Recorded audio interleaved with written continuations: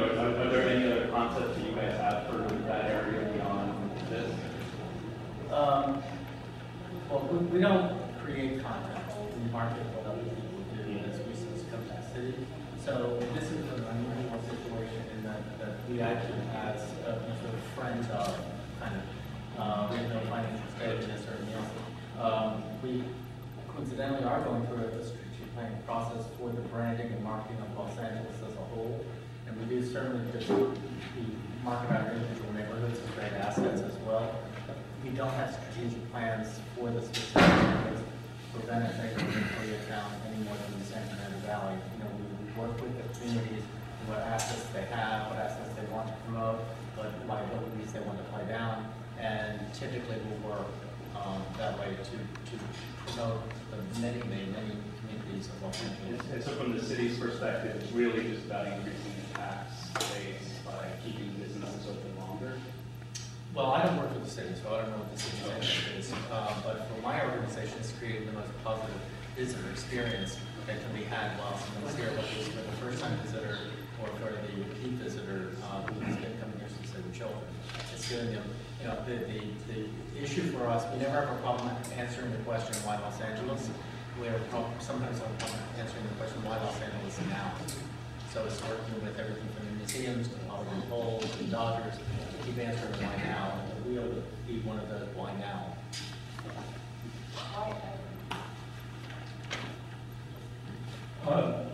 I understand the wheel in Manchester, which may come here. You charge £7.50, which works out to $12.41. Why do you want to charge us $15 in the middle of the depression? Let me clear up that the lady here was talking about $15. What I said, for those of you that were able to hear me talking earlier, was we haven't said anything, and it would be somewhere between $10 and $15, which probably means it'll kick in around the $12 mark, but we don't know for sure yet. That's just a figure that we're playing with at the moment.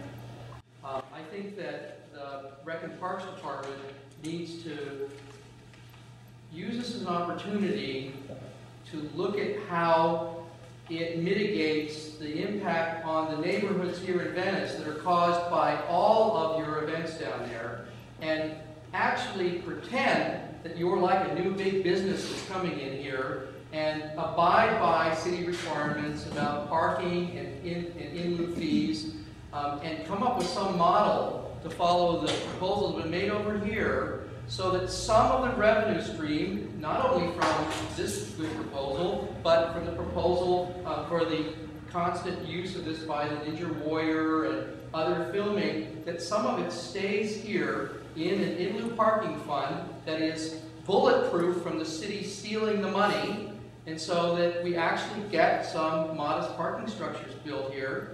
And I also think that it's an opportunity for the city, where's our friend Arturo, for the council office to revisit with the Coastal Commission overnight, 24/7 preferential parking for residents, so they can actually leave their home on a Saturday or Sunday and not have to park as far away as Lincoln when they come back. So those are the two things I'd ask you to do, is use this as an opportunity to re-examine how you mitigate the events you put on down there, so that you take some burden off of the residents, and that you give them a tool, the city gives them a tool, like 24/7 permit parking, and seriously provide that to the residents so that they are not hostages of their homes on weekends and holidays, and actually can drive their car and go find a place to park when they come back. Thank you.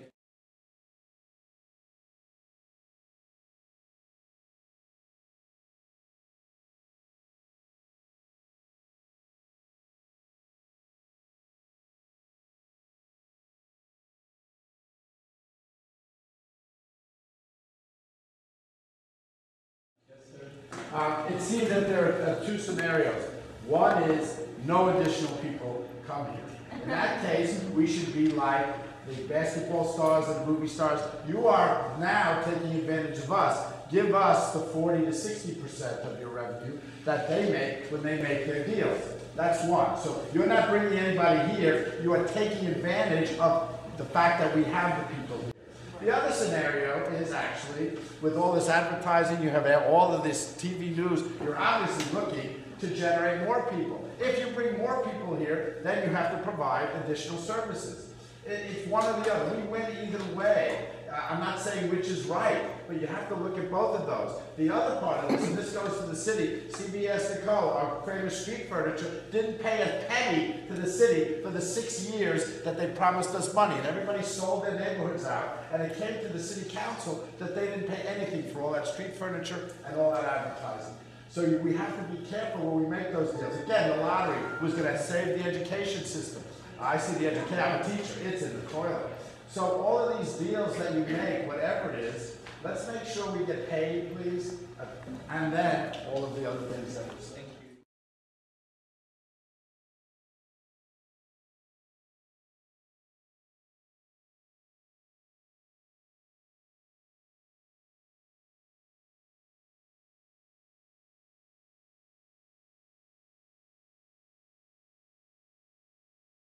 I'm Suzanne Thompson, Chair of the Venice Arts Council, co-chair of the Venice Arts Council and Chair of the Endangered Art Fund, which is a project of the Venice Arts Council. And I looked into getting the poetry wall, which is our Venice Beach Poets Monument, which is located on the police substation wall, getting it lit. And I was told that we could not have lights on the poetry wall, so I'm a little baffled that you're able to put lights on the structure. I am probably in the minority. I think the wheel is, in this room anyway, I think the wheel is an exciting addition to Venice, but the comments that you've heard here today are very real, and there's things that the city can do, and everybody knows that the city rips off Venice all the time. So I understand there are hearings in April, city budget hearings, that we all need to go to and make sure that Venice gets some of this money, because we have one of the top skateboard parks in the country, but no maintenance.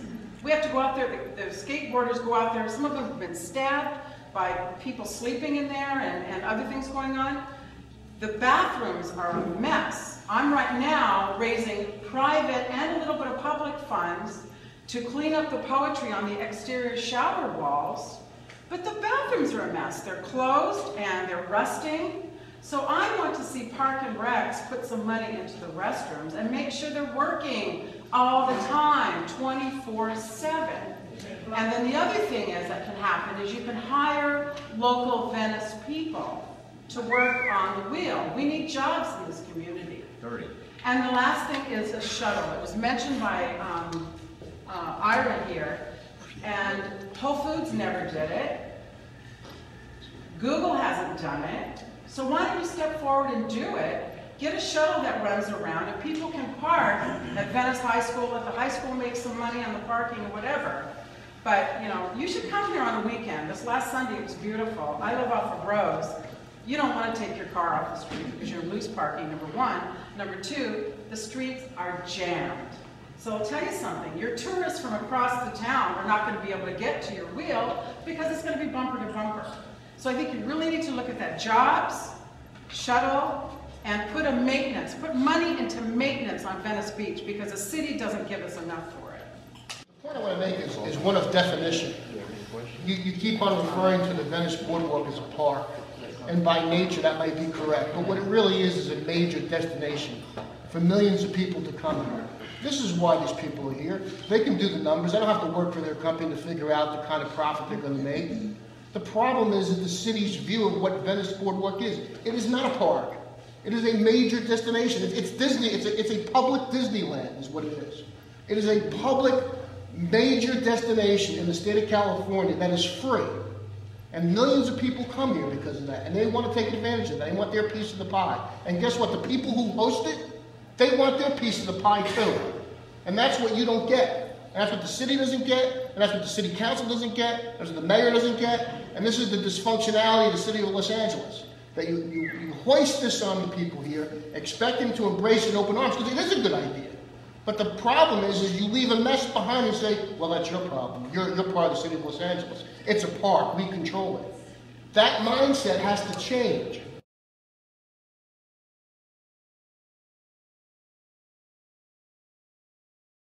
I'm a resident, 4 30-year resident. Yes, people live here. I am rubbing my hands together because I am 100% opposed to this.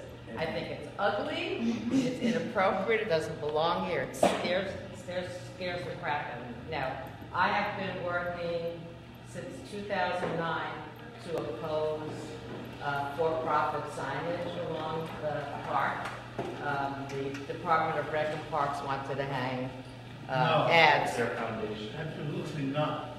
Thank you. Okay. Wanted to hang signage, you know, for movies and we got the Venice Neighborhood Council to. I've been working on that since 2009. Maybe successfully. So now, oh, we can't do that. Now let's do this. And I whispered to my husband over my dead body, but he wants to keep me around a little longer. But I'm like, I'm pretty good. I don't know, but I am 100% against it. Well, now come on, baby, darling, don't you wanna go?